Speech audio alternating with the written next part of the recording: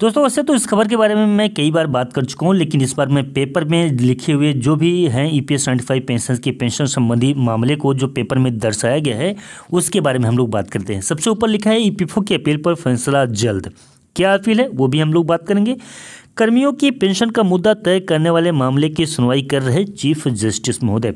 इसमें लिखा है कि ये जागरण ब्यूरो नई दिल्ली से ये खबर सामने निकल के आ रही है कि पेंशन तय करने के मामले में सुप्रीम कोर्ट कर्मचारी भविष्य निधि संगठन की अपील पर जल्द फैसला सुना सकता है।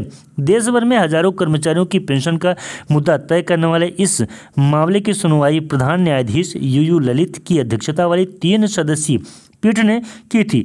जस्टिस ललित 8 नवंबर को सेवानिवृत्त हो रहे हैं, इसलिए मामले में 8 नवंबर से पहले फैसला आने की उम्मीद है। ईपीएफओ ने सुप्रीम कोर्ट में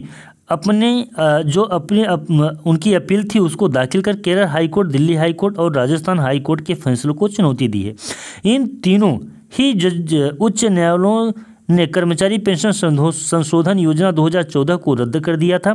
न्यायमूर्ति यूयू ललित, न्यायमूर्ति अनिरुद्ध बोस और न्यायमूर्ति सुधांशु लुधिया की पीठ ने 6 दिनों तक मामले में विस्तृत सुनवाई के बाद 11 अगस्त को अपना फैसला सुरक्षित रख लिया था।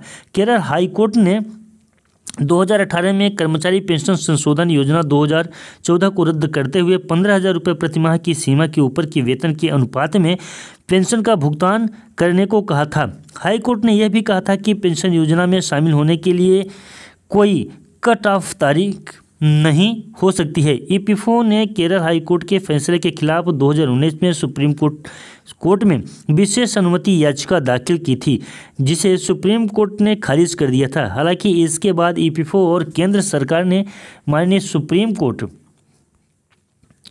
में विशेष अनुमति याचिका खारिज करने के खिलाफ पुनर्विचार याचिका दाखिल की, जिसे कोर्ट ने विचारार्थ स्वीकार कर लिया और मामला मेरिट पर विचार के लिए दोबारा खुल गया। ईपीएफओ की दलील कम उम्र के कर्मचारियों के लिए है पेंशन योजना। सुप्रीम कोर्ट की 2 न्यायाधीशों की पीठ ने अगस्त 2021 में इस मामले को विचार करने के लिए न्यायाधीश के पीठ को भेज दिया था। साथ ही कोर्ट के इसलिए इस मुद्दे पर तय किए गए थे। क्या कर्मचारी पेंशन योजना के पैराग्राफ 11(3) के तहत कोई कट ऑफ तारीख होगी? इतना ही नहीं, क्या आरसी गुप्ता बनाम क्षेत्रीय भविष्य निधि आयुक्त 2016 का फैसला आरसी सिद्धांत यानी गवर्नेंस प्रिंसिपल होगा?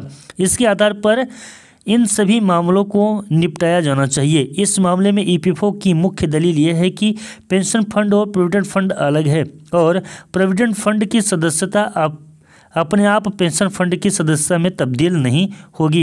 यह भी दलील थी कि पेंशन योजना कम उम्र के कर्मचारियों के लिए है और अगर कट ऑफ सीमा से अधिक वेतन पाने वालों को पेंशन की अनुमति दी जाती है तो यह असंतुलन पैदा करेगी।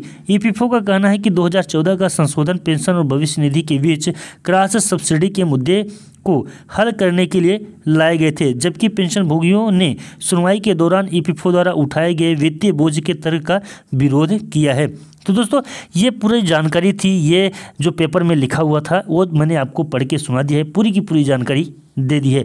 इसमें 2 और पॉइंट रखे गए हैं कि सेवानिवृत्त होने से पहले फैसला सुना सकते हैं प्रधान न्यायाधीश यूयू ललित, और दूसरे नंबर पे है ईपीएफओ ने केरल, दिल्ली और राजस्थान हाईकोर्ट के फैसले को चुनौती दी है। साथ ही साथ में एक बहुत बड़ी हेडलाइन को अटैच किया गया है, इसमें बहुत हाईलाइट किया गया है कि पेंशन की गणना के लिए 15,000 बेसिक सैलरी तय है। एम्प्लॉय पेंशन स्कीम के मुताबिक किसी भी कर्मचारी की पेंशन की गणना के लिए 15,000 बेसिक सैलरी तय है। चाहे कर्मचारी 15,000 रुपये से ज़्यादा बेसिक सैलरी पाता हो, लेकिन उसकी पेंशन 15,000 के वेतन के हिसाब से ही तय होती है। इस मामले में मुख्य मुद्दा इसी वेतन सीमा को खत्म करने का है। तो दोस्तों आशा उम्मीद करता हूं कि यह जानकारी पूर्ण रूप से आपके समझ में आ गई होगी। अगर जानकारी आपके समझ में आ गई हो तो प्लीज़ चैनल को सब्सक्राइब कर बेल की घंटी को भी प्रेस कर लें। दोस्तों मिलते हैं किसी नई वीडियो में और नए अपडेट में, तब तक के लिए नमस्कार, जय हिंद।